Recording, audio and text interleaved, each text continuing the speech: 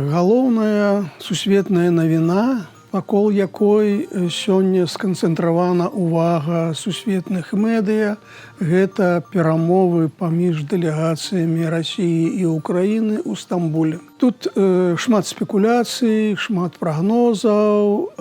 Думаю, рана чакаць нейкіх вынікаў. Тут хутчэй ідзе дыпламатычная барацьба за тое, хто з'яўляецца большым міралюбцам, хто больш імкнецца да міру, а хто хоча працягу вайны, каб выставіць праціўніка ў ролі падпальшчыка вайны.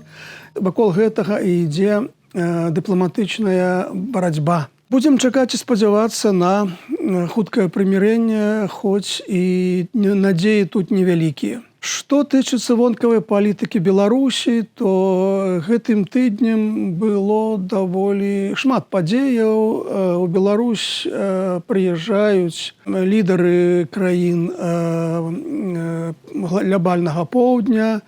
Тыдзень таму быў прэзідэнт Гвінеі-Бісау. Цяпер гэтым тыднем прыехаў прэзідэнт Зімбабве, генеральны сакратар кампартыі В'етнама. Амаль цэлае паломніцтва. І гэта дае падставу паразважаць пра вонкавую палітыку Беларусі. Але мне падаецца, тут ёсць сур'ёзныя праблемы.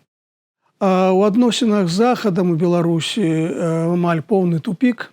Узніклі сур'ёзныя праблемы ў адносінах з Кітаем. Лукашенко на пачатку года анансаваў свой візіт у Кітай, прычым двойчы. Але ўжо травень, а ніякага візіту не праглядаецца нават на гарызонце. Больш за тое, Лукашенко разам з кіраўніком Кітая Сі Цзіньпінам былі ў Маскве 8-9 траўня падчас святкавання Дня перамогі і не сустрэліся. Прычым кітайскі кіраўнік сустракаўся з лідарамі Венесуэлы, Кубы, Сербіі, а Лукашенко праігнараваў. Адбываецца некае сур'ёзнае непаразуменне паміж Менскам і Пекінам. Вядома, што пасля 2020 году, асабліва пасля пачатку расійскай агрэсіі супраць Украіны, беларускія ўлады абвесцілі, што яны пераарыентуюць сваю вонкавую палітыку на краіны глобальнага поўдня.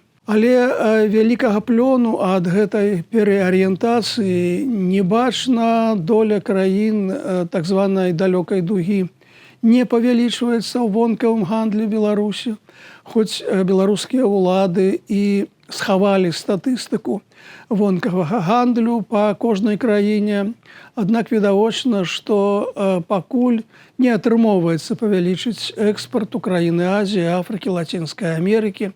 Вось той жа прыезд прэзідэнта Зімбабве ў Беларусь.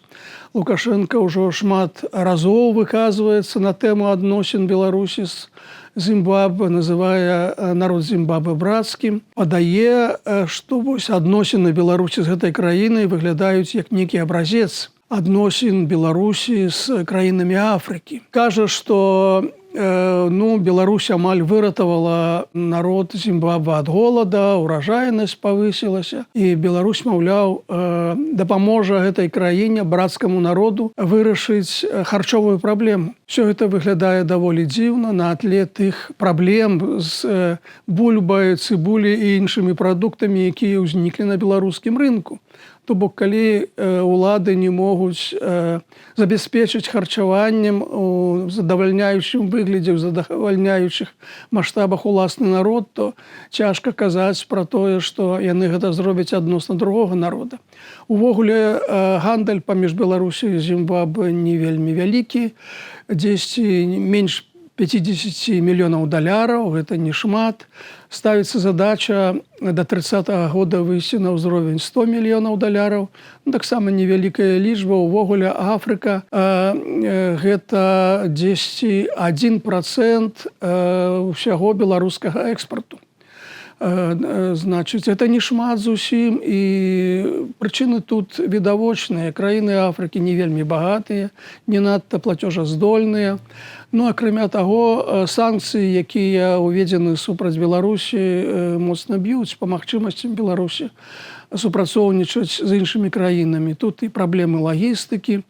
Яна не вельмі добрая, паколькі парты краін Балтыі закрытыя, зачыненыя для Беларусі. Тут і праблема фінансавання, бо беларускія банкі абмежаваны у фінансаваннях свайго экспарта і імпарта за санкцыі і іншыя праблемы. А вот што тычыцца В'етнама, то тут трошкі іншы кейс.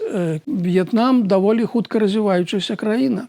Тэмпы роста гэтай краіны адны з самых высокіх у Азіі. Гандаль з Беларусью, ну, скажам так, ну, недрэнны, 200 мільёнаў даляраў. Правда, гэта 21 год, апошняя лічба, якую я бачыў. І тут маглі бы быць нармальныя перспектывы, калі б беларуская эканоміка была рынкавая, калі б яна не кантралявалася так жорстка уладамі, калі б Беларусь не была пад санкцыямі, ну і шмат іншых умоваў, то гэтымі спрыяльнымі умовамі можна было б скарыстацца. Але ёсць сур'ёзны сумнеў, што ў сённяшнім цяперашнім стане Беларусь можа рэалізаваць той патэнцыял, які вось можна было б рэалізаваць у гандлі, у эканамічным супрацоўніцтве з такой краінай, як В'етнам.